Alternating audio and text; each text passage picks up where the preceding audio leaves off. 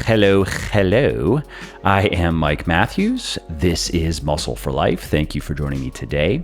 And if you haven't already, please take a moment to subscribe to the show in whatever app you are listening to me in for two reasons. One, it'll make sure that you don't miss any new episodes. And two, it'll help me by boosting the rankings of the show.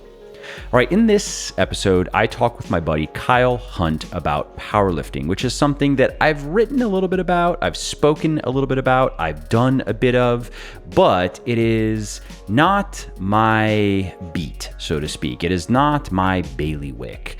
From the beginning, from the first edition of Bigger, Leaner, Stronger, all the way back in 2012, I've advocated for, I guess you would call it powerbuilding, right? It's a mashup of powerlifting. So you have some strength training in there, you have your heavy squatting and your heavy deadlifting, bench pressing, overhead pressing, and some bodybuilding, some more hypertrophy focused work. And that is still how I train today, and that is still how Bigger, Leaner, Stronger works. I'm releasing a new fourth edition later this year, and I've tweaked the program a bit, but it hasn't changed that much from the beginning, at least in its core principles. The big moving parts have not changed. Beyond Bigger, Leaner, Stronger, which is the sequel to Bigger, Leaner, Stronger, the book and program for intermediate and advanced weightlifters, is similar to Bigger, Leaner, Stronger, just a bit harder, a bit more volume, a bit heavier weights. So it's even more power building-ish because the weights get even heavier. You're doing twos, for example. You're doing some AMRAPs, as many reps as possible. And it's even more bodybuilding-ish because you are doing more volume for your smaller muscle groups, you're doing more volume for your isolation exercises, and you're working in higher rep ranges up to 10 to 12 reps per set, for example. And so I thought I would bring somebody else on the show to talk about powerlifting, somebody who not only understands the theory of it, which I understand fairly well, but somebody who has done a lot of it and coached a lot of it. And so that is Kyle. And in case you are not familiar with him, he is a competitive powerlifter, he's a coach, he's an author, and he has worked with hundreds and hundreds of powerlifters and bodybuilders. So he understands both sides of the training spectrum, so to speak. And Kyle also has his own podcast called the Absolute Strength Podcast, and he has had me on a couple of times. And he has also been on Muscle for Life a couple of times before to talk about power building and bodybuilding for beginners. So in this episode, we complete the trifecta of topics that he likes the most: power building, bodybuilding, and powerlifting.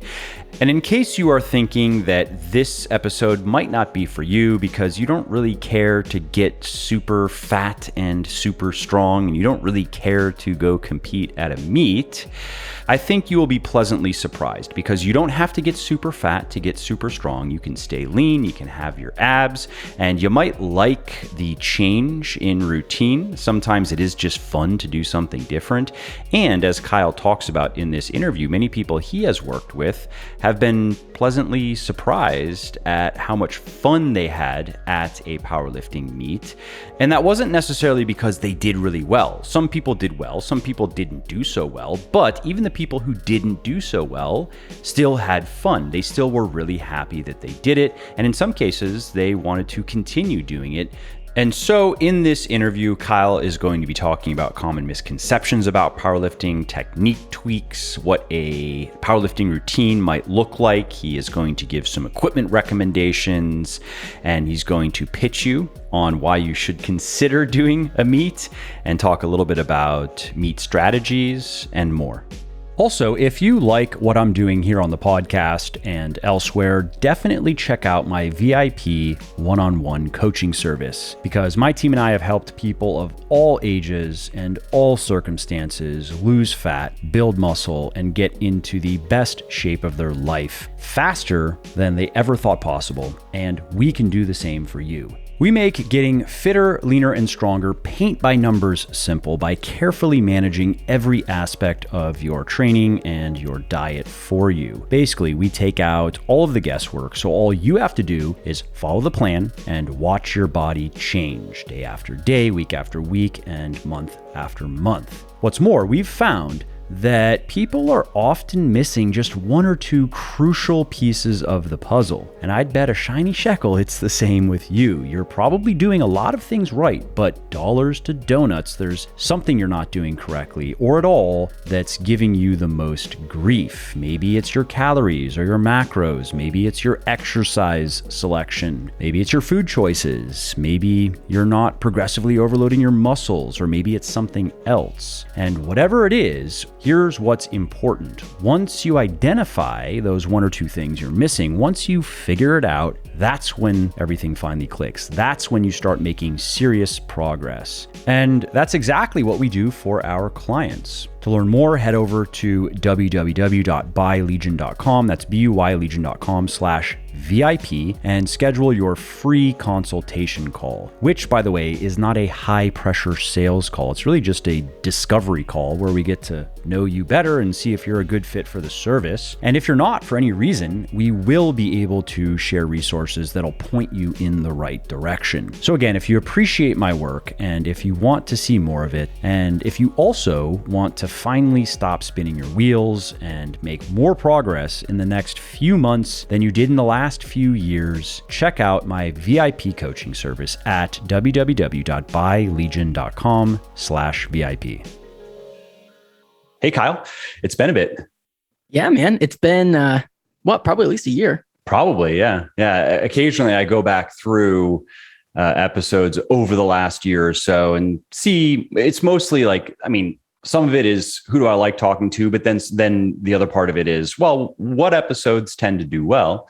Yeah. And the couple that we've done have done well. I like talking with you. So here we are. Yeah, it's always fun. I get mixed up because it's like, all right, so I've been on your podcast at least 2 or 3 times, and I know you've been on my podcast 2 or 3 times, and they all kind of blend together. Yeah. I know. When did we talk about what and where was that? Yeah. So anyways, thanks for taking the time to come back and to share your wisdom regarding powerlifting. That's what I thought we should talk about, because this is something that I've written a little bit about, I've spoken a little bit about, I've done a little bit of over the years, but not like you have. I've stuck to my, I guess it's just kind of what I prefer. I like the power building more, like what we talked about last time. I like more of a hybrid between strength training and then bodybuilding work, just because I guess I just tend to like those workouts, and it aligns more with my goals in terms of my physique, I guess. And there's not much left that is going to change one way or another. But for example, over the years, if I were going to be doing a very powerlifting centric type of training, then my lower body probably would be more developed, probably more than my upper body, which is typical if you just do a lot of pure strength work.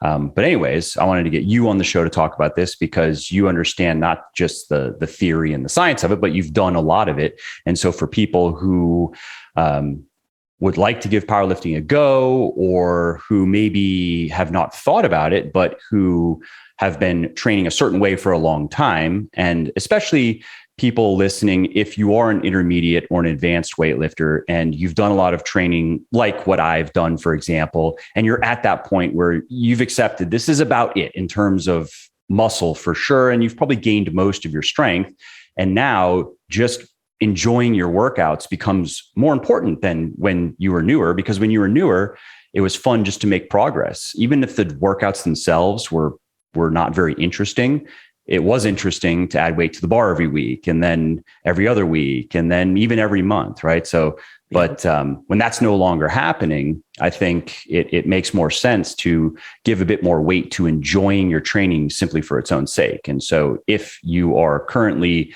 doing the same thing you've been doing for a long time, maybe powerlifting, at least for a training block or two, could be a fun way to mix it up. No, absolutely. Actually, I see a lot of clients they kind of fit that mold exactly. They've been doing kind of more just like general strength training, or more geared towards like bodybuilding style training for a long time. They're natural. So they've kind of reached their point where they're not going to see a ton more progress. And training just, I don't know, it got a little stale, maybe not quite as fun. And then we jump them over into a powerlifting specific program. It's not like it's black and white. Like once you say, oh, I'm joining the dark side, now I can only do powerlifting. It's like, hey, we'll just start drinking that gallon of milk a day. That's step one. It's not black and white. Like, oh, I'm a powerlifter now. It's just, where's the donuts?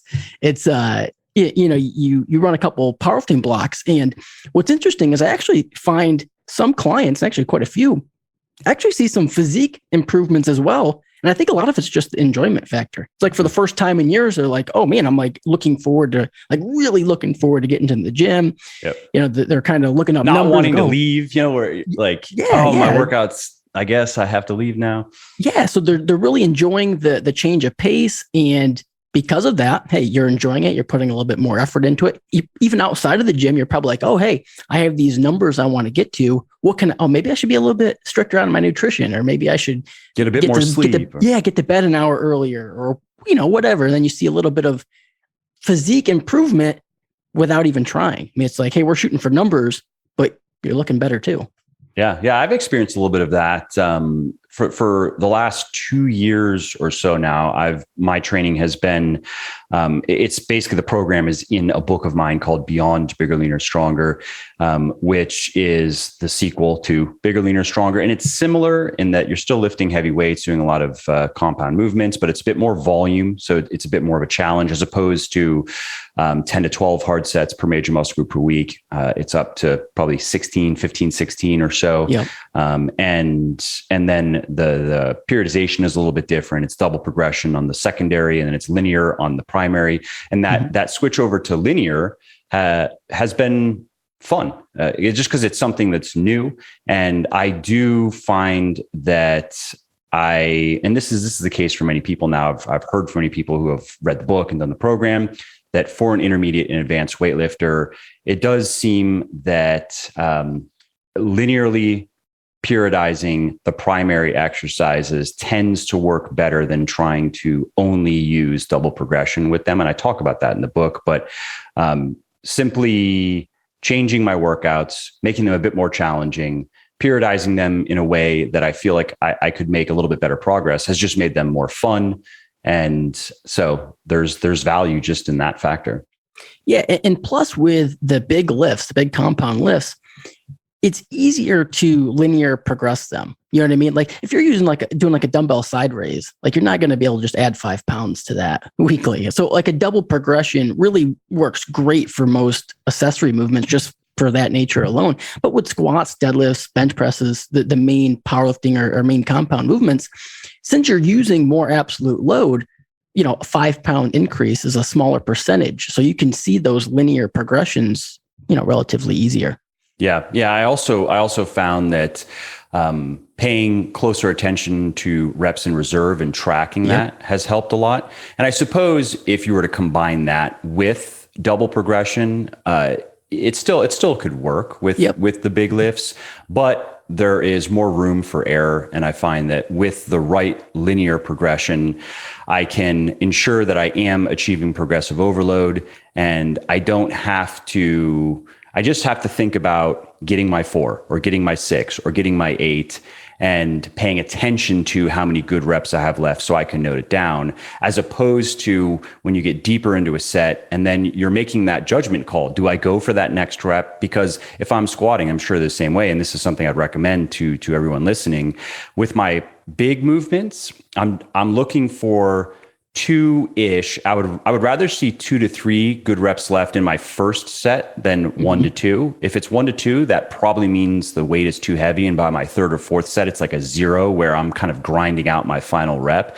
Yep. And I am okay doing that once every few months when I'm seeing how strong I am. I'm doing an AMRAP. That's fine. I'm willing to push close to failure.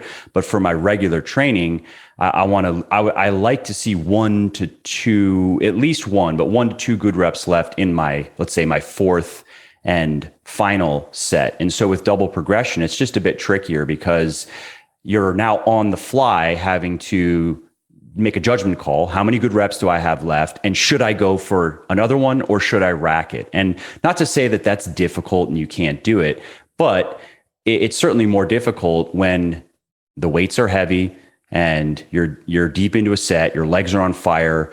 It is, I'd say, less cognitively demanding, so to speak, to just, okay, I'm going for my 4 or my 6 or my 8, and I'm going to get it. And unless, of course, I get to the point where I'm like, okay, I'm supposed to get 8, I'm at 7, and maybe I could get one more. Well, the weight's a little bit too heavy. So I think there's something to be said for that as well.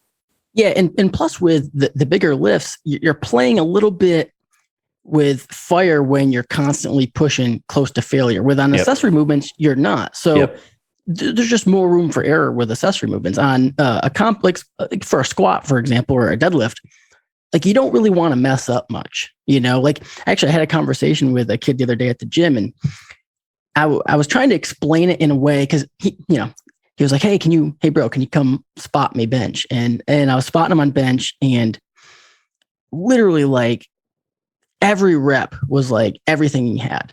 And he was going for like 3.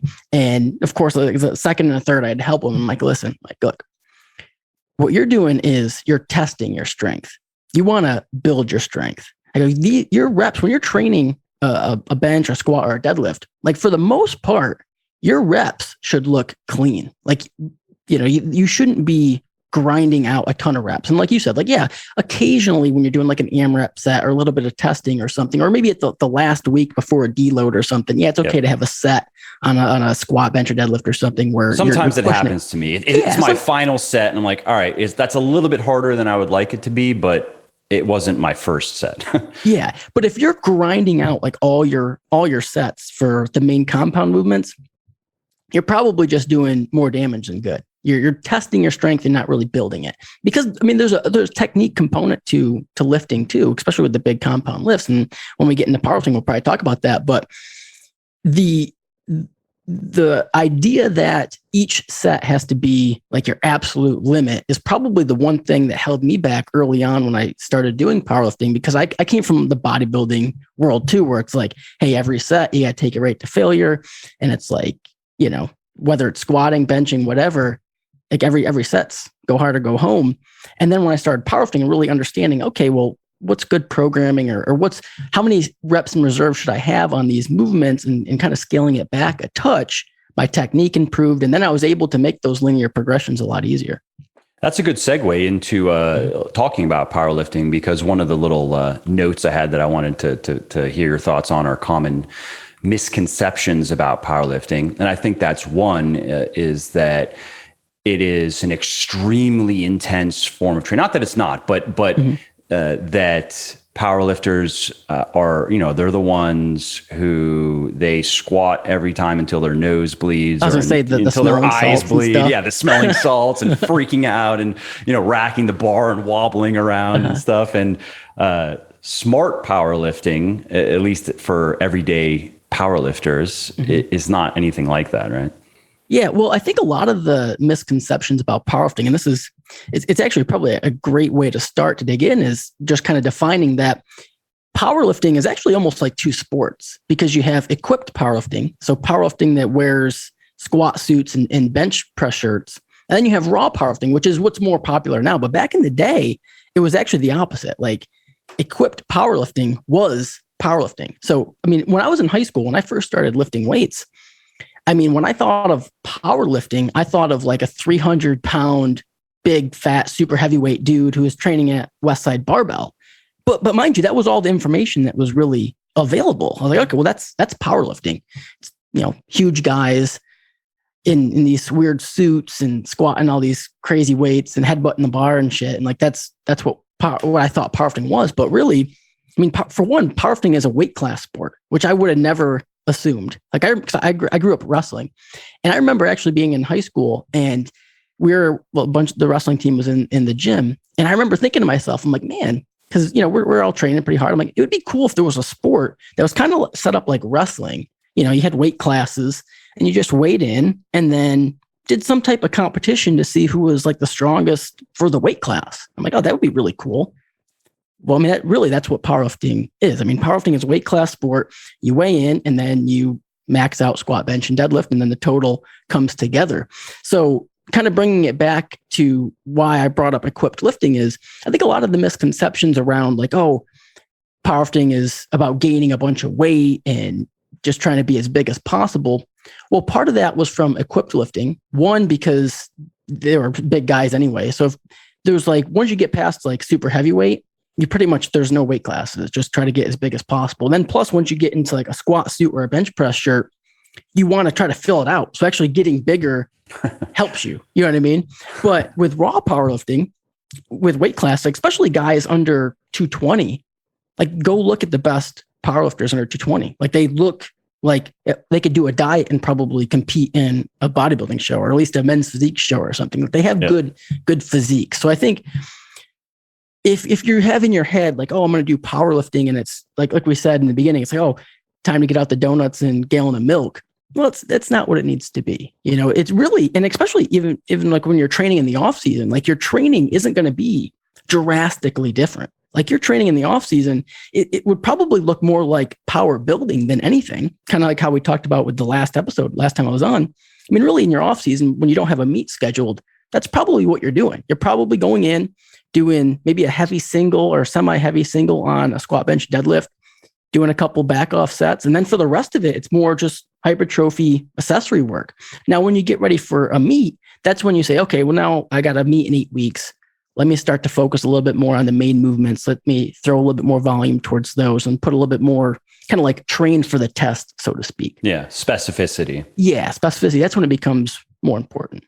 And so the idea, what I'm gathering is the idea is in the off season, you need to keep training with heavy weights. I mean, that is a specificity point, but then you also are working to hopefully gain a little bit of muscle in the off season as well, because that, of course, is what drives strength, particularly in experienced weightlifters. And so if you can gain a little bit of muscle by doing enough volume and training like in a power building type of way, then the idea is hopefully you can kind of calibrate that new muscle to the heavy weights and get a little bit more performance out of it. Yeah, absolutely. I mean, really, when we're talking about getting stronger, how are we going to get stronger? Well, building muscle creates a greater potential to be stronger. I mean, I mean, that's why there is weight classes. That's why the more muscle you have, generally, the stronger you're going to be. Then there's also the technique element, and that's why specificity is important. Is you get better at the movements, so you don't necessarily have to build any more muscle. You get better at the movements. You can also increase how much you can lift as well. How much do you think that matters with experienced weightlifters? Like take someone like me who, let's see, currently I'm benching twice a week, flat bench on one session, 4 sets, and then incline on the other 4 sets, and doing some dumbbell stuff. I've never deadlifted more than once a week, and I've done a lot of deadlifting over the years, and my 1RM is currently in the high 400s, like maybe 480 or so decent. I mean, I weigh 193 to 195. I've always done about 3 to 4 sets of deadlifting per week, but just in one session. And I have squatted more than once a week in the past when I was doing, I believe it was 531. Although actually the way that was set up, it may have been once a week. I don't remember, but for a long time, I've squatted once a week simply because with the amount of deadlifting that I've done, instead of, you'll see in some strength programs, it's just one set of deadlifts per week to allow you to squat, maybe it's 2 times or even 3 times per week. It's a bit harder to do that with 3 or 4 sets of deadlifts in one session. And I just have always wanted to train my lower body twice a week and have one specific lower body session, and then the deadlifting serves as maybe it serves as additional lower body volume, and that has worked well for me, again, for my goals. But let's say I were to get into powerlifting, which I think the next once you answer this question, the next thing we should talk about is how to do that, and how would you recommend people get into it? Do you think that by increasing the frequency, and it would increase probably the volume as well on the key exercises, do you think that the technique improvements that would come with that would make a significant difference in my totals, just given where I'm at? Well, you're a unique case. Well, actually, you're probably a very similar case to a lot of people listening. Like you've been training for a long time, probably a little bit longer than most people listening, but you've been training a long time, built a lot of muscle. So for you've been doing a lot of power building style training too. So you kind of have the muscle. So we would say, okay, this is where kind of training for the test is where I think you'd get a lot out of it. Now, specifically to the lifts, like bench press, we see tends to respond pretty well to frequency. So 2 to 3 times a week, just the actual like competition specific. Squat, usually 2 to 3 times a week as well. And then deadlift's kind of like the wild card. You sometimes see people deadlifting quite frequently, but there's a lot of successful powerlifters that only deadlift once a week. So that we probably wouldn't see a ton from increasing frequency there. And part of increasing frequency is the technique is because there's kind of 2 different techniques too. So when we talk about technique, we talk about kind of like black and white. Okay, is technique, is it safe technique? Is it proper technique? Like for the bench press, for example, you see someone in the gym, if their goal is just general strength or building muscle, all right, are they keeping their butt on the bench? Are they using a full range of motion? Things like that. And then there's powerlifting technique. So I'd say, okay, let's take your bench, Mike, and let's say now you're going to do a powerlifting competition. I'd say, okay, well, maybe let's change your grip a little bit. Let's try getting you a little bit wider. Let's try to get you up on your traps a little bit. Let's use your feet to drive your traps into the bench, which is going to drive your sternum up and create a little bit of an arch. So now we can lower the range of motion a little bit. So we're going to kind of tweak your technique for the test for, maxing out on the bench.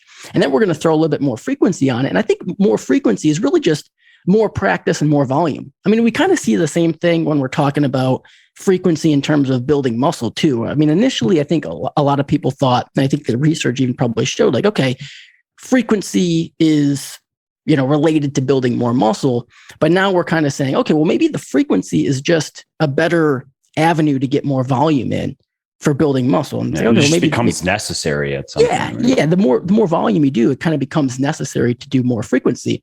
Well, I think that the same can almost be said from a powerlifting standpoint. You're going to do more volume, not for building muscle, but more volume geared towards strength on the power lifts.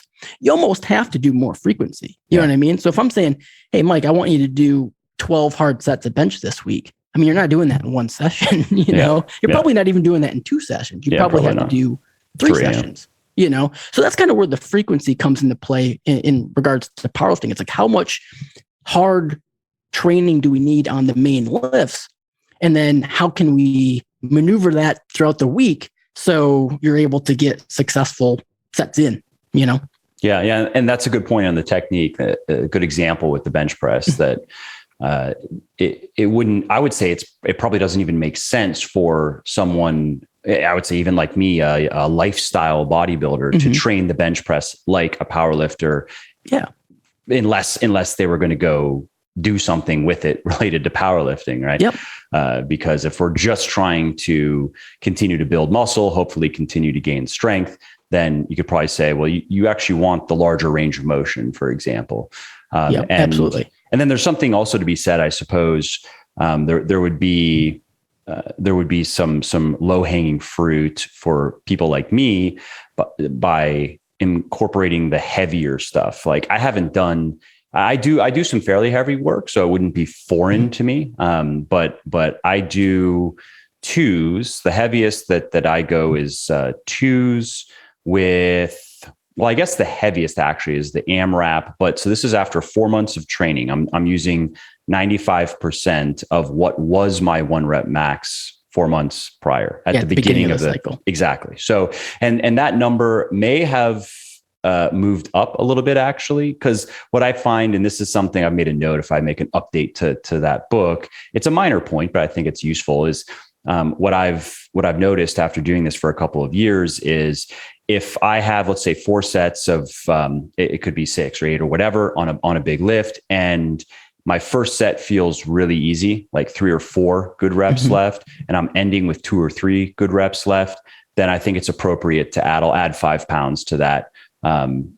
Just because you could make an argument that doing submax, there is a place for that, but given how the program is set up, I think it makes more sense to just make it a bit more difficult. But regardless, I haven't done I haven't put 100 or 105% on the bar and really gone for it in a long time.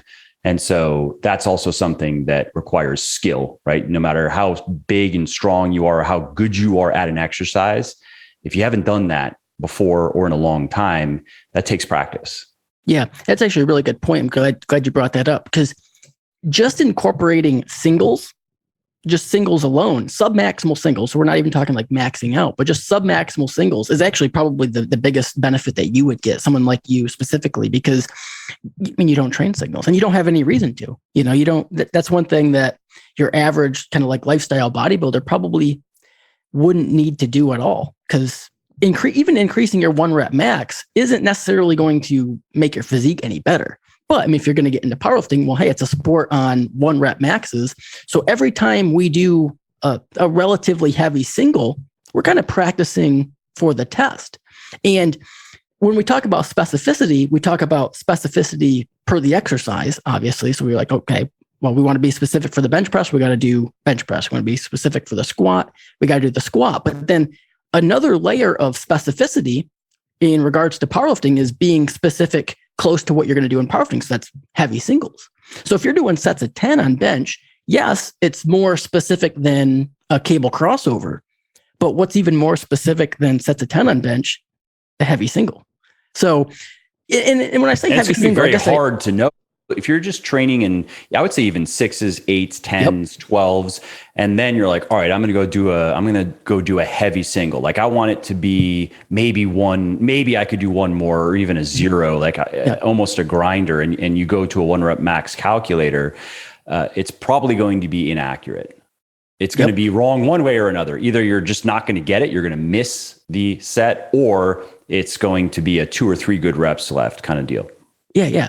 So I guess I should define heavy single. So really when I say that, kind of the sweet spot tends to be like an 8 RPE. So something you could do for 3 reps probably. Mm-hmm. So like 90% roughly. That's a good spot. Maybe a little bit less occasionally. So dropping down to like a 6.5 or 7. So I'd be probably like 87% if we had to put a percent to 1 RM. And then occasionally going up to like a 9. So like a 95%. So kind of living in that range, right around 90% plus or minus, and doing singles with that. And some people will hear that and say, oh, well, doing a single with 90%, that's not too hard. And it's not really meant to be super, super difficult, but that's still pretty challenging. And that's close enough to really all you need to get that practice in.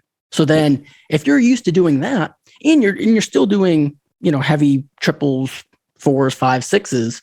So then when we have to build up to a test, you're like, well, I've been doing 90%. I've done that every week or every other week for months. Like what's 10 more percent? Like you're going to know too. You're going to say, well, I know where I'm at, and if you haven't done that, like you said, you're probably not going to know, but then you're also not going to have that practice with the and there's a psychological component to this. That's what I was going to ask. It sounds like there's definitely a psychological component to this, to where, and I kind of look at with a lot of my clients with powerlifting specifically, is if we get them confident with 90%, and we can almost like sneak that weight up too, in almost like a step fashion, where it's like, let's say 90% is 315 on the bench for you, and you just go in, you hit a single with 315. And mind you, this isn't maxing out. This is like 90%. So it's like, I could wake you up in the middle of the night and say, Mike, you got 5 minutes to warm up. You should be able to get it. Like it'd probably be hard at that point.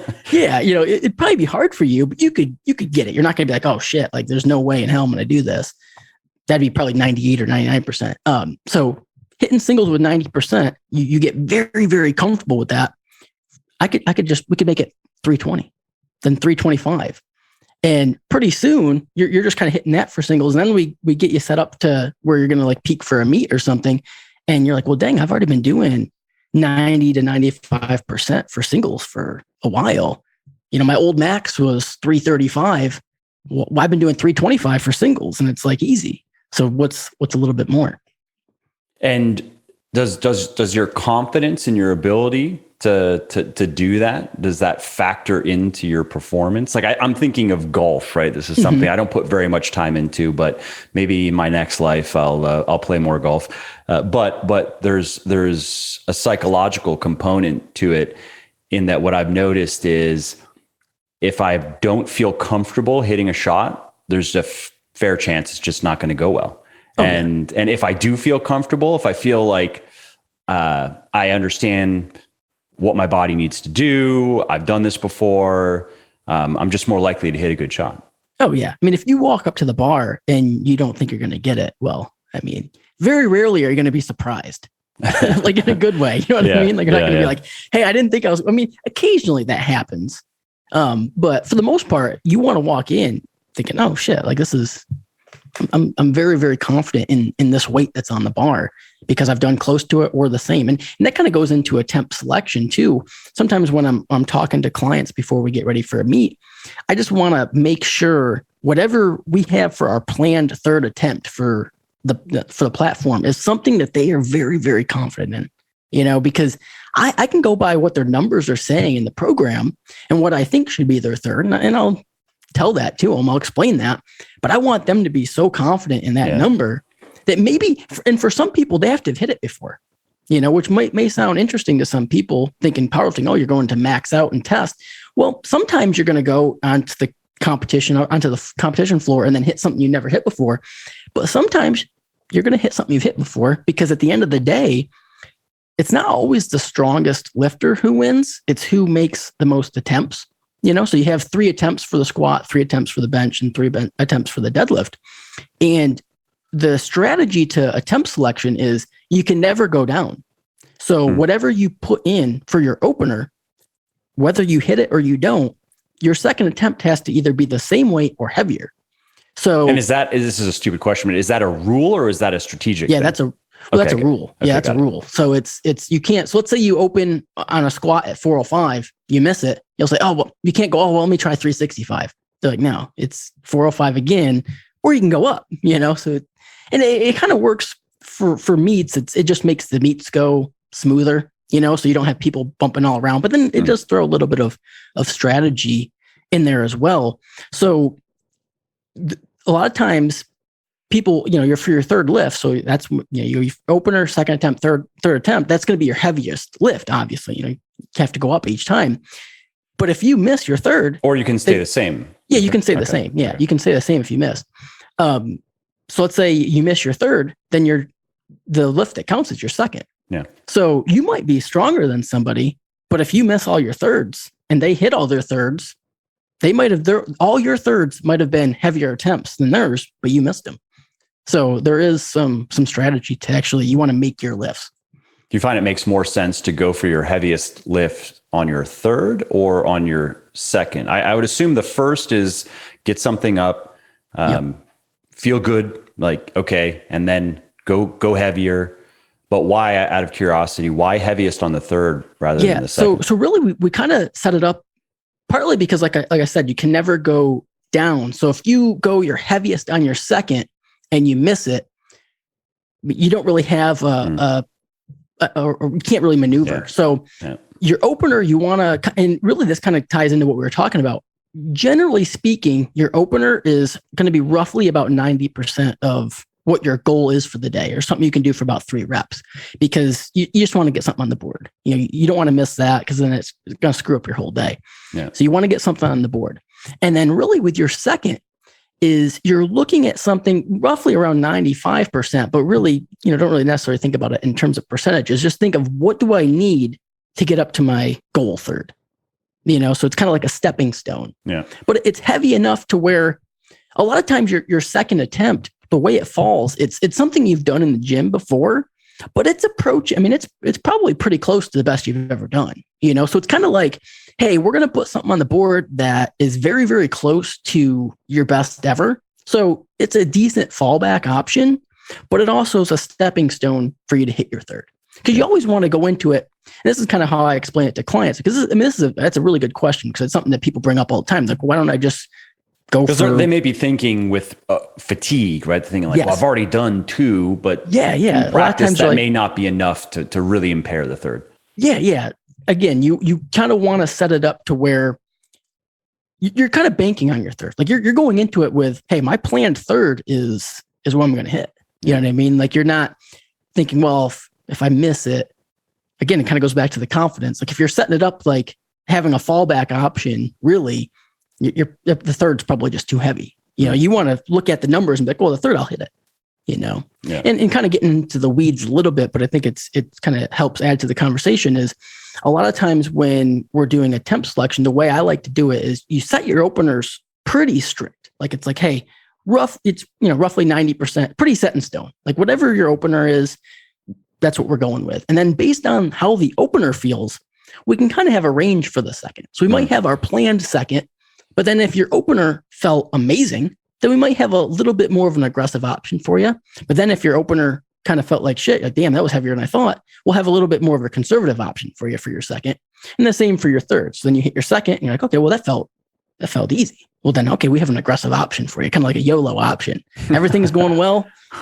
Go with a big number, or you hit your second and you're like, damn, that was like all I had. Okay, we'll just add a little bit more to it. We'll just try to tack a little bit extra on. Makes sense. And for people wanting to get started in powerlifting, where should they go? Do you have, it could be programs where you're like, hey, I know you have programs and feel free to tell people about them, or maybe some overarching principles that they should think with. Again, speaking to people who have probably done a fair amount of squatting, deadlifting, and bench pressing over the years, but not in a powerlifting context, Yeah. Yeah. So I think the first thing, if you're interested in powerlifting, I would try to find a meet that's close just to go check it out. And you don't have to spend all day. Don't even plan on spending very long. Just go and check it out. Go and spend an hour or two, and just kind of check the landscape, see what you're getting yourself into. And a lot of times when you do that, you realize, okay, this is a little bit different than what I thought. These are it's just going to seem like a lot of people who you probably see in the gym, like similar people who are just interested in lifting weights. Yeah, we're wearing singlets, but they're out there on the platform just trying to squat, bench, and deadlift. And know what else you're going to see? And this is probably the biggest benefit of it, is you're going to see people that you can relate to. You'll say, oh, well, that guy's about my size, or that girl's about my size. Oh, and she's lifting about the same amount of weight as I can lift. I think sometimes people build it up in their head. Like they're not going to belong. Yeah. Like they're going to go and like everyone's like the huge world champion. Jacked. And then, yeah, just like, like, oh, how am I going to compete? They're going to bench 3 times more than me. It's like, no, the world champion might, but he's not going to be there. It's going to be, you're going to go against people who, oh, sorry, go ahead. I was going to say, you're going to be going against people who are probably in the same stage of lifting as you're at. There'll be some a little bit better, some a little bit less. And would you urge people who were not thinking with competing, they were just thinking, oh, maybe I'll just train, I'll do a training block of powerlifting. Mm-hmm. Would you urge them to consider competing again? Go to a meet, check it out.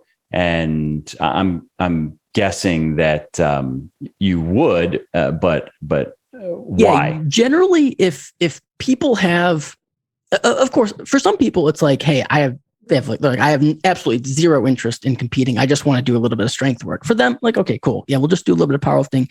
But it's really who I'm talking about or talking to here are the people who are like, I might want to do a powerlifting meet. It's like, I might. And for people who are, let's say they're on the fence or they're leaning toward no, why should they consider doing it? Yeah. So the biggest reason that I think is I like to put dates on the calendar for people. I think that's why like transformation contests are so cool, or just, hey, you have a vacation, here's a date you want to get ready for, because it's an endpoint. It's like, hey, I'm going to do this. And then there's a definitive endpoint. That's the date that's on the calendar. That's what I'm training for. And then the benefit, you have two benefits here. One is you can push hard right up until the date, but then the date's over too. So at that point, you can change your mind. You're like, well, I did the competition, it wasn't for me, or, hey, it was for me. And I think having that singular focus too is just, it's probably the best way to take the next level in your training, is just, you put a date on the calendar, you committed to it, you're going to do a powerlifting meet. And the cool thing about powerlifting, different than bodybuilding, is you don't have to change your training all that much. You don't have to change your diet all that much. And it's not going to negatively affect you. Like if you do a bodybuilding show, it's like you have to diet for an extended period of time, get yourself super lean, deprive yourself. It's going to change your social life quite a bit. You're already in the gym. Your social life won't have to change much for powerlifting. You have to give up a Saturday, which, as long as you have that Saturday free, you should be good to go. If you like what I'm doing here on the podcast and elsewhere, definitely check out my VIP one-on-one coaching service, because my team and I have helped people of all ages and circumstances lose fat, build muscle, and get into the best shape of their life faster than they ever thought possible. And we can do the same for you. And it's a good point with the diet too. You can do what you're doing right now, so long as you want to, and so long as your body weight, if that class makes sense to you. Like, if I think about myself, maybe I'm a bit leaner than you'd want to be, just because I'm not super lean. But what's your body weight right now? 193. It's 193 to 195. And body fat, it's hard to really know, because every form of measuring is going to be inaccurate, but I'm fairly lean, probably somewhere around 10% body fat. I'm lean enough to where it gets in if I were willing to get a bit fatter, I would be a bit stronger. I would. You're at the point where you'd be perfect if like the weight class was exactly what you weigh. Like, you know what I mean? Like where you're walking. Cause really that's what I try to do a lot of times with clients is we try to find a weight class where they can sit comfortably, but be relatively lean, but sit comfortably at the weight class, especially for the lighter people, and pretty much anybody under like 220 or something, is like, where can we find like a good set point for you where you're pretty close to the weight class, maybe like a couple pounds over, and you can eat good, maintain relatively good body composition, just kind of hang out there. So if you were like 193 or something, 195, then like if there was a weight class which was 190, that'd be like perfect for you. But there's not. So you probably, so in your case, I would say, well, like depending on the organization, there's like either 181 or 183. We probably wouldn't want to cut you there. So you'd probably that would be very lean. I would we be wouldn't weak. want to do that. I mean, you could do, and this is kind of a whole nother discussion. You could do some water cutting, which is, I kind of always. But like even that, I don't but, think we're going to get 10 pounds. Especially on your first meet, like you would never want to do that. Like that's. I never recommend cutting weight for like a first meet or even like your first couple meets. Like it doesn't make sense, and it never really works out well. It's something you want to do when you're experienced. So for someone like you, I'd probably just say, hey, depending on the organization, the weight class will be like 198 or 205. Not ideal. Gallon of milk a day. But just kind of, I probably just don't even worry about it. Just like you're underweight, just eat exactly how you normally are. Like don't even worry about the weight class. And the cool thing is you won't have to worry about the weight class at all. So the weighing in factor will be zero stress. You're under, just eat, and you can eat normal and just weigh in and cool and just lift.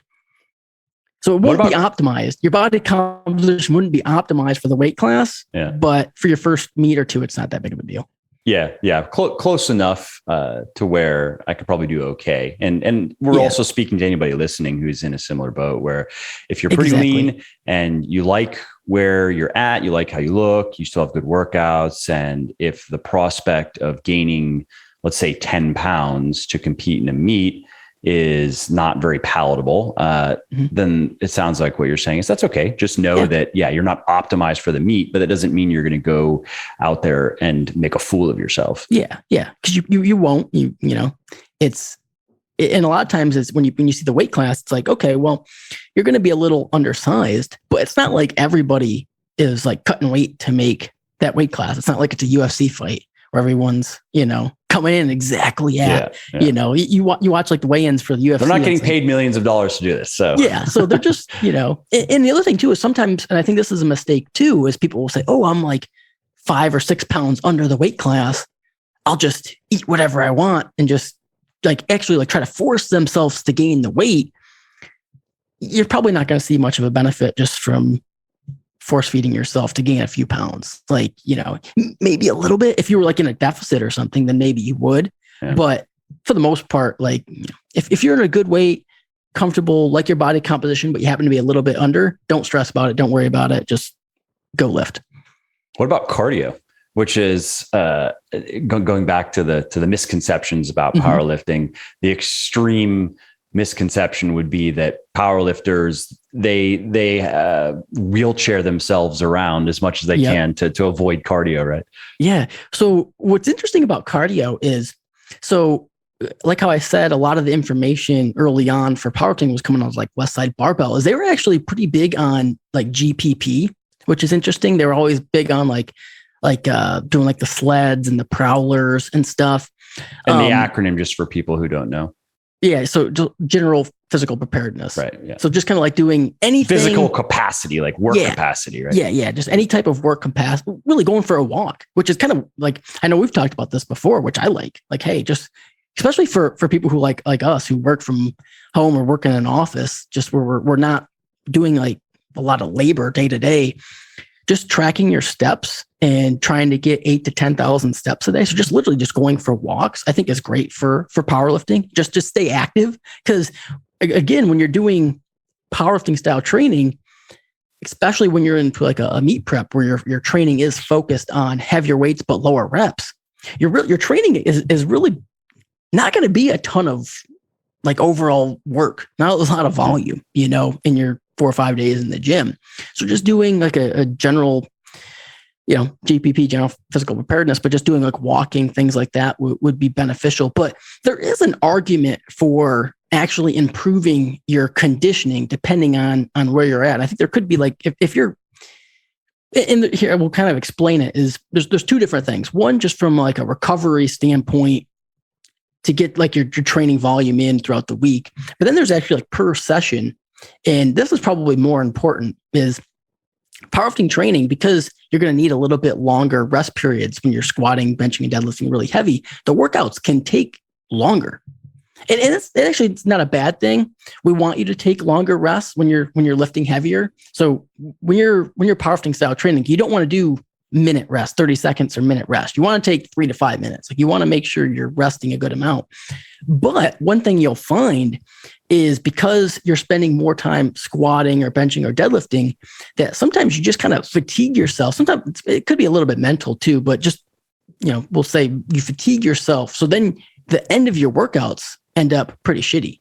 So a lot of times when that happens, I'll look at the clients and be like, well, are we doing any type of conditioning at all? And generally, oh, no, I'm not doing any type of conditioning. Okay, well, let's get your conditioning a little bit better. Just low hanging fruit, just like literally adding anything in. So then we can get a little bit higher quality workouts in, especially for the workouts that are longer than 60 minutes. And that's good advice for bodybuilding as well, or power building. I've noticed that. I've mentioned that a few times on the podcast here over the last, I guess, year and a half, because at the beginning of COVID, I wasn't driving to the gym. I was working out at home or driving to the office. And so at that time, I was doing 2 30-minute sessions of moderate intensity cardio per week. And because I had this extra time, I was like, I'll just hop on my little upright bike and I'll just start doing more cardio. And I lost. I see the Instagram pictures when you post. Yeah. It's, on your story. I have the proof. And so I lost 8 pounds, which was because I didn't change my diet. I was like, I'll just cut 2. Why not? And over the course of like 6 months, just slow weight loss, because I didn't see any reason to be aggressive about it.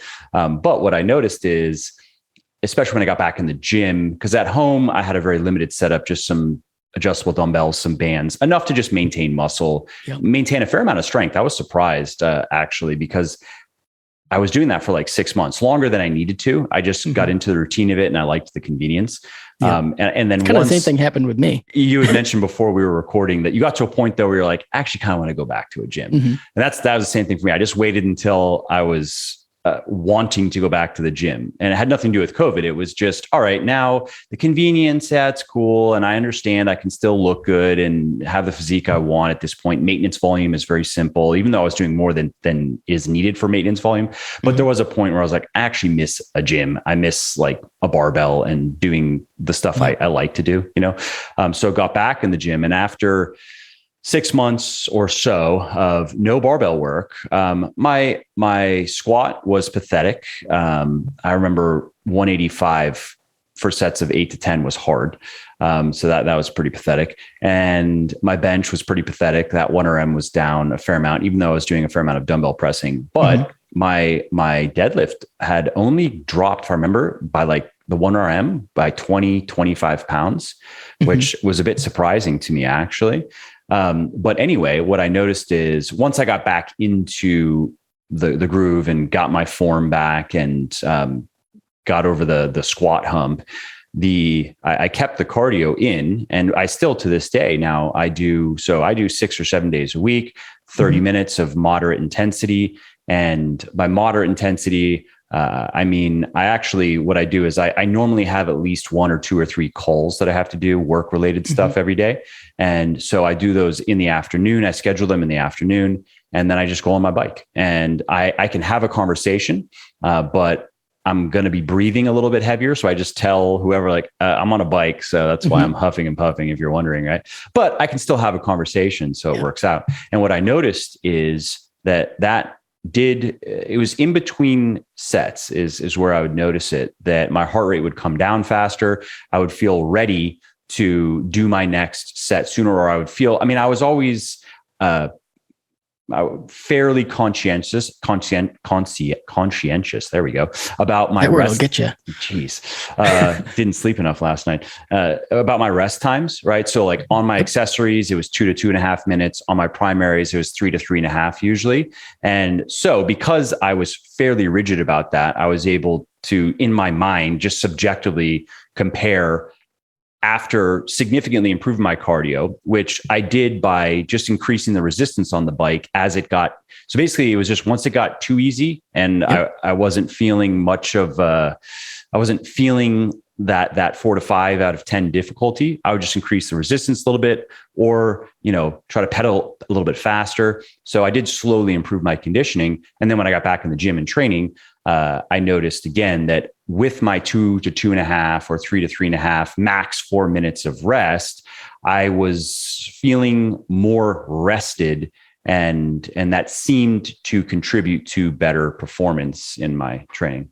Yeah, absolutely. That's exactly what I'm talking about. I mean, I've noticed that with myself as well. Actually, it's funny. I have a treadmill at my house, and I do the same thing in the afternoons when I have calls, like business calls. It's just like, hey, I'm going to be on, you're going to hear a treadmill in the background. I'm just walking. But yeah, I mean, that's what I've noticed with myself and then with clients too. It's like, hey, just kind of getting your heart rate down a little bit quicker, just feeling more recovered set to set. So then towards the end of your workouts are just a little bit more productive. Yep. And so then for people who are still listening and who would like to do, let's say they're like, all right, I'm going to do at least a training block of this. This sounds interesting. And again, feel free to just plug your own stuff here, but probably the best place, what I would recommend is find a good program as opposed to trying to create your own. Would you agree? Yeah, absolutely. You can even, I'll definitely plug my own, but you can just Google like free powerlifting programs.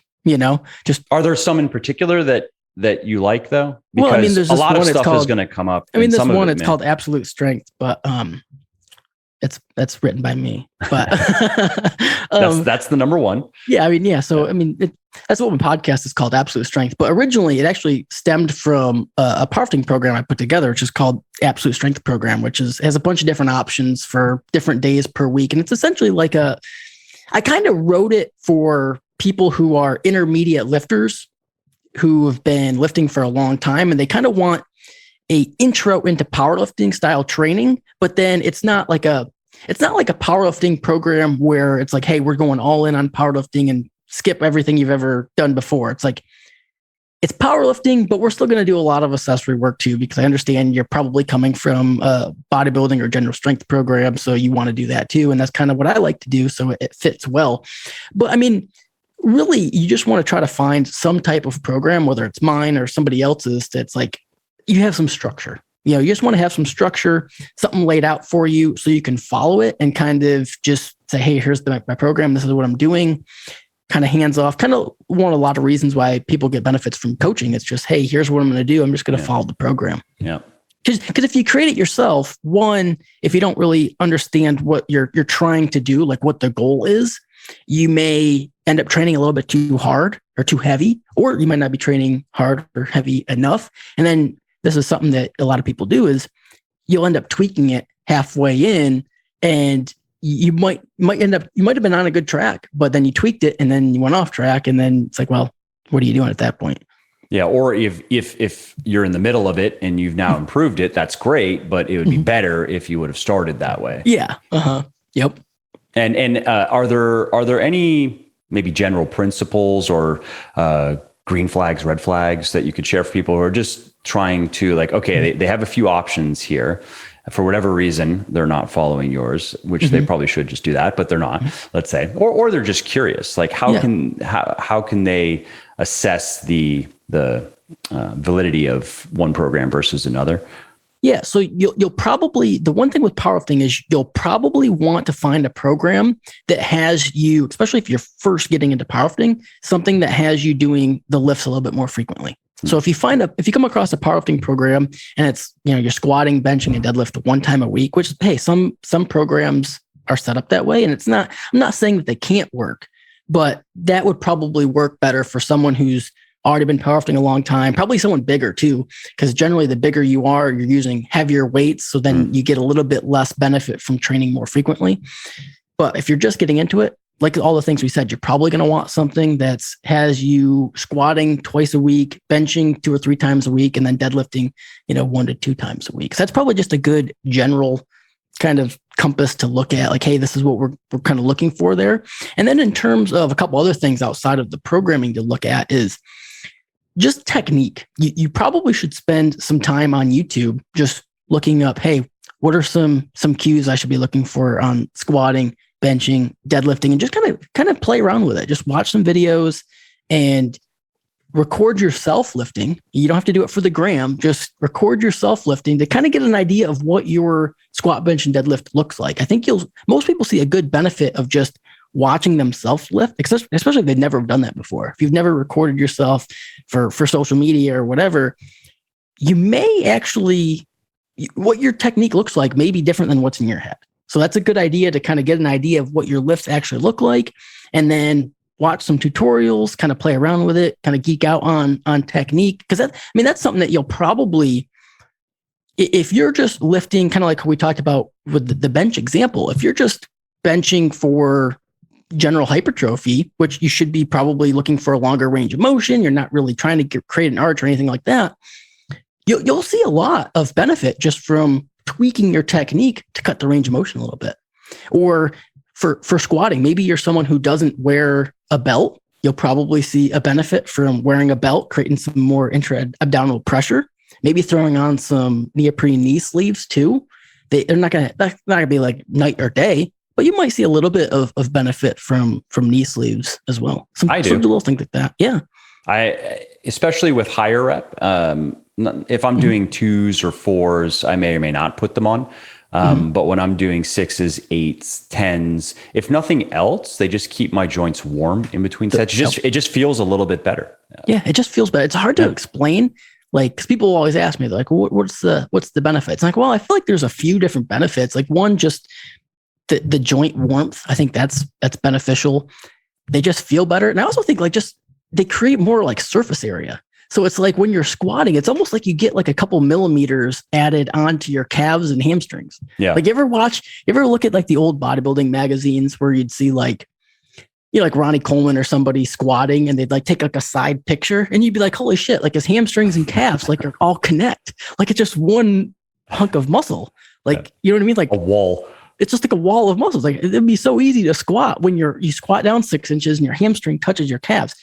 Well, to a lesser degree, that's kind of what we get from like knee sleeves. They kind of like fold over. So you get a little bit of extra surface area there. But I think mostly it's probably just like the warmth, maybe like a proprioception thing. Yeah. Like maybe like you kind of like feel a little bit more. But yeah, I see quite a bit of benefit. When I say quite a bit, I'm talking maybe 10 pounds added on or something like that, or a few more reps.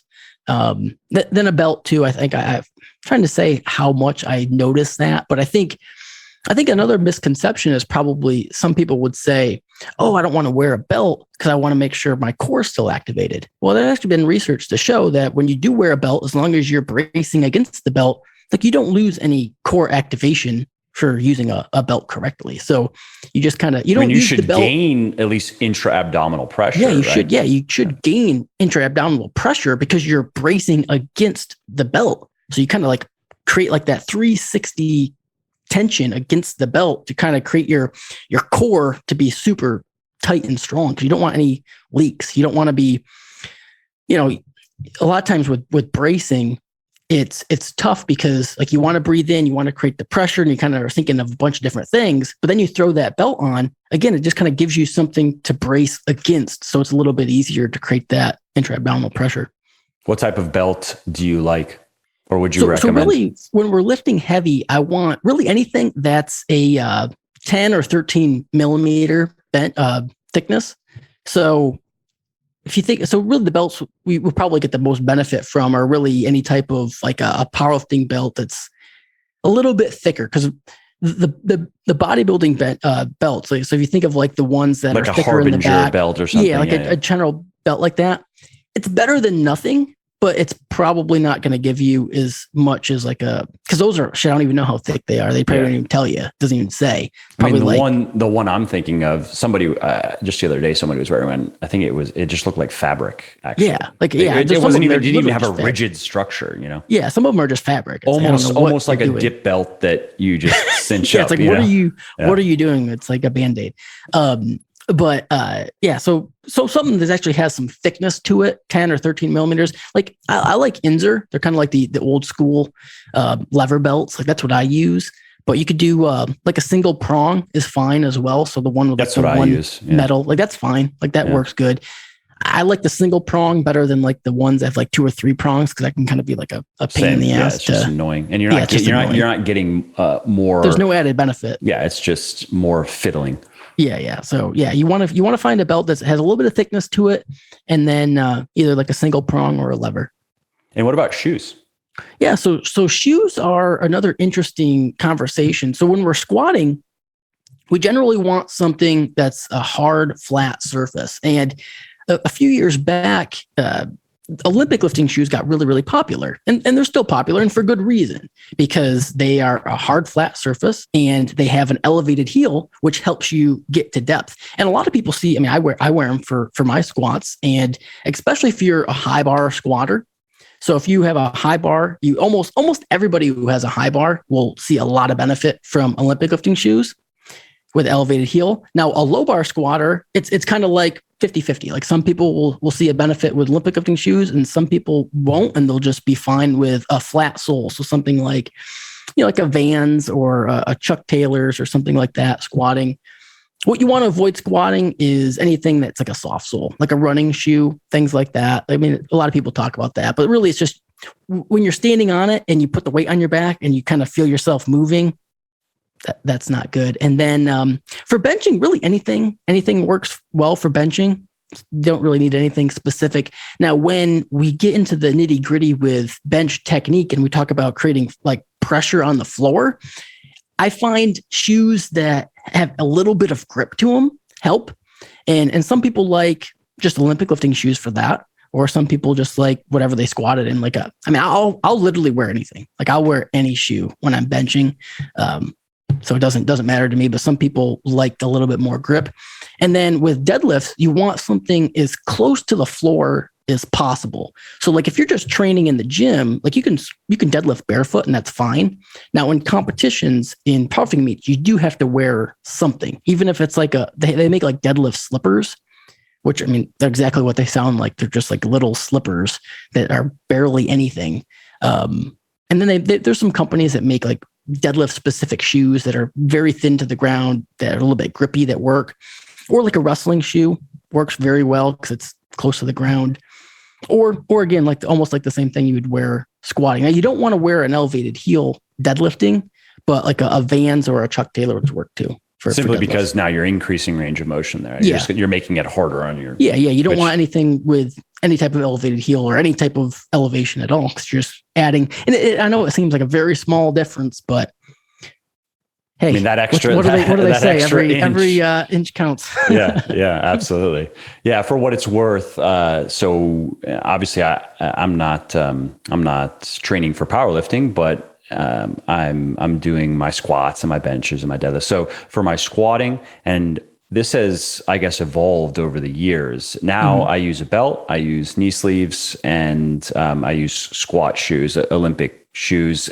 I agree with you. They don't have to be Olympic shoes. I just like that they feel very stable. Yeah. The stability factor is huge, because I mean, they're made for lifting, they're made for squatting, made for Olympic lifting movement. So They're very stable, like rotationally and side to side. Yep. And I mean, they're super hard. So they create a good platform to lift on. Yep. And I've noticed that those three things make a pretty significant difference. I haven't tried to like one set with all of that, then take it all off and see what I could do. But I would guess that if I were to do that, if the shoes, I mean, obviously I wouldn't go to running shoes. Let's just say I went to something that is flat, but doesn't have any structure to it, doesn't feel, it doesn't provide that added stability. It maybe just kind of makes me feel like I'm barefoot, and then take the belt off, take the sleeves off. I would guess that that's a couple of reps difference with the same weight, particularly the belt, really being able to, and people probably have gathered this from what you're saying, but the key is that you have to use it properly. And that really is, okay, you're taking your deep breath and you're holding it in your stomach. But when this is what I do, is to really activate the belt, so to speak, push my stomach out. Like I'm not, like I have a lot of tension, but I'm not sucking my abs in like I'm trying to look good on Instagram. Like, you're not up on a bodybuilding stage. Yes, I am pushing my stomach. I want to feel, and the belt is very tight as well. And it's not painful, but it's very tight. So I can press my abs out. They're tensed and they're pressed out against it. And that alone is probably good for at least one additional, maybe 2 reps right there, actually. Yeah, I believe it too. Yeah, I would feel the same way. Yeah, using the belt correctly, like bracing out against the belt. So like pushing your belly out against the belt and then bracing hard for like a punch. So it's like extended, but then hard. Yep. Now, one question for you, like when you're warming up, at what point do you put the stuff on? That's a good question. So let's see. I put it on for my hard sets when I'm warming up. Although I have a pretty abbreviated warm up these days. I used to do more warm up sets in the past, and I thought that was maybe not necessary per se, but I thought that it was beneficial enough to do it. So I would do like 4 warm up sets, and over the years I've trimmed that down to now where I'm doing 2 or 3. It depends how heavy I'm going. Yeah. So if I'm doing sets of 8, you probably could argue that I don't even need to warm up. I could just go and do it because the weight is not that heavy, but I still like to do 1 or 2. So it's going to be like, 50% of 1 RM. I'm going to do just 8 to 10, get the blood moving. And then I'll probably put a little bit more weight on the bar and do 4 to 6 and then get into it. And if I'm going heavier, if I'm doing, let's say 4s or heavier, I'll probably do 1 additional. So I'll do 3 warm-up sets. And that final is going to be a bit closer to what I'm about to do. And it'll just be 1. And, but I put the belt on, and for people listening, I wear it with, when I squat and when I deadlift. I don't wear it when I bench. I know some people like to do that. Some people I don't. Yeah, I don't. If I'm overhead pressing, if I'm standing overhead pressing, I'll wear it. It really helps there as well. It helps there. Yeah. Yeah. How about you? Well, yeah. So the reason I asked is because, it's probably more psychological than anything, but I kind of warm up with like a step fashion. So it's like, I do like my first warm up set, which is really just with the bar, just nothing. And then like the first thing I'll put on is like the knee sleeve. So it really depends like how many warm up sets I'm doing with how heavy I'm going, but kind of the point I'm trying to make is, so I'll do nothing, just whatever shoes I walk in the gym with just usually just like a normal, like flat sole shoe, training shoe or whatever, do a couple, like a set or 2 with the bar. And then the first thing I do is I slide the knee sleeves on when I add weight. And then the next thing I would change my shoes. So I put on my Olympic lifting shoes for like the next jump and weight. And then, so by that point, either like the last set before I'd get to my working weight is when I'll put the belt on and do that as my last warm up and then my working sets. And it really depends on how heavy I'm going, because sometimes that last warm up set, I won't use the belt. But if I'm going really heavy, if I'm working up to like a 450 pounds or something, then with 405, I'll put the belt on or something. But, so yeah, it's like I just use like a step fashion. So it's like the first thing I do is nothing, and then I slowly add stuff. So it's almost like as the weight gets heavier, I add a piece of equipment to kind of help transition to the weight. So then right at the last second, then I throw the belt on. It's like, okay, now I'm ready to go. You're practicing the way that you train. You get up to that final heavy warm-up set or heavier warm-up set. Yeah, I'm not that methodical about it. I put if I'm squatting, I don't use the sleeves on deadlifting because I found they don't seem to make a difference. It's in the squat where I notice. So I'm going to put the shoes on.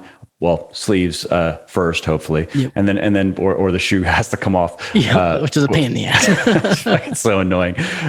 So sleeve, shoe, and then I'll go through my warm up. And yeah, if I'm going to be working up to a heavy weight, and I am going to do a heavy-ish single, then I may or may not put the belt on. But it definitely helps. Oh, and also something to mention, I think that we should mention with a belt is that it doesn't reduce your risk of injury. It doesn't make the exercise more safe, which is what many people think belts are for. And if you didn't know how to use a belt correctly, and if you thought that it reduced the risk of injury, it may even increase the risk of injury because now you might be more inclined to use bad form because you think now, you're on the deadlift and you want to go for the big number and your back starts to round a little bit, your lower back, but you think, oh, you have your belt on, you can just power through it. So something that just occurred to me that I think people should know. Yeah, it's a good point. The belt is not a injury prevention tool. It's a performance tool. Yep. Awesome, man. Well, this was fun as always, informative as always. I really appreciate you taking the time. And why don't we wrap up with where people can find you, find your work, anything new and exciting that you have coming that you want people to know about? Yeah. So you can find me on my podcast, the Absolute Strength Podcast. Mike's been on there a lot of times. If you guys enjoy this podcast, Mike does a great job. You'll probably enjoy mine. We talk about a lot of the same style of stuff. Don't we all? we just try to find our own little niche. Yeah. But yeah, so we got the podcast. You can follow me on social media, just at Hunt Fitness. And then I also have written a few books you can find on Amazon or anywhere where books are sold. You got Bodybuilding for Beginners, which was the first one, and then Beginner's Guide to Weightlifting, and then Strength Training for Beginners. All kind of similar, but with their own unique niches. And are you working on another one? Yeah, so I'm working on something right now that's kind of a niche topic. It's I just announced it, but it's a book on strength and conditioning for wrestling.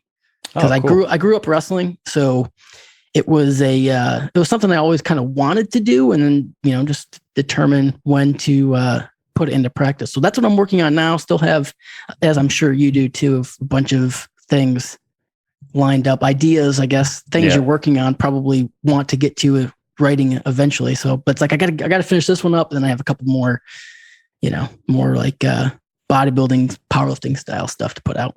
Yeah, it's like a lot of people have their TBR, their to be read piles. We have also our TBW, to be written piles, and we're probably going to die with things still left in certainly the TBR, but the TBW as well. Yeah. Oh, I have both of those. They're both a long list. I know. Does a part of you wish that that's all you had to do? Oh yeah. I mean, that's certainly the case for me. That's still the work that I enjoy the most is I like to learn stuff and I like to write. I like to teach things. That's just what I like to do. If that's all I had, if I could just read and write all day, that's what I'd probably do. Yep. Above everything else. Yeah. I wouldn't even pay attention to my kids. No, I'm just That's what do you mean? That's what a wife is for. The wife takes care of the kids. I read and I write. Yep. Yeah. But anyway, thanks again for doing this, and I look forward to the next one. Yeah. Thanks for having me on.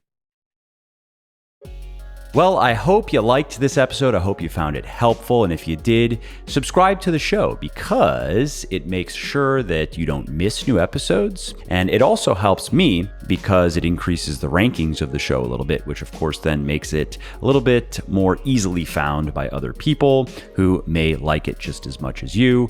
And if you didn't like something about this episode or about the show in general, or if you have ideas or suggestions or just feedback to share, shoot me me an email, mike@muscleforlife.com, muscleforlife.com, and let me know what I could do better, or just what your thoughts are about maybe what you'd like to see me do in the future. I read everything myself. I'm always looking for new ideas and constructive feedback. So thanks again for listening to this episode, and I hope to hear from you soon.